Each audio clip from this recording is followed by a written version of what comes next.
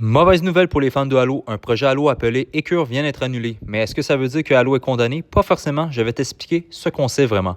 Depuis quelques jours, plusieurs sources rapportent que Halo Studios a annulé un projet connu sous le nom de Code Écure. Le problème, c'est que beaucoup de personnes pensaient déjà que c'était Halo 7 ou le prochain jeu après la sortie de Campaign Evil, alors que c'est tout simplement pas le cas. Alors, Écure aurait été un projet multijoueur développé sur Unreal Engine 5. Selon les informations que je connais, il aurait changé plusieurs fois de direction pendant son développement, avant d'être finalement abandonné.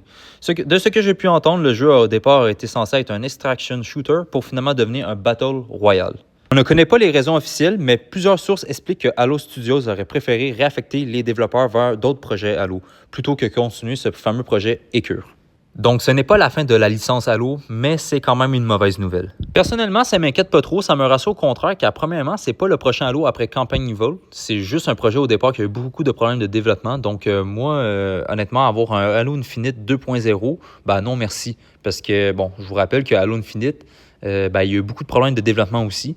Et au final, on a l'impression de jouer un jeu pas terminé, tout simplement.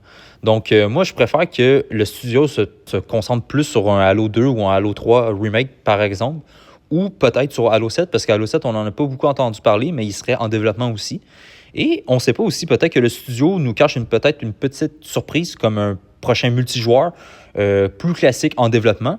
Donc, c'est plutôt rassurant pour moi.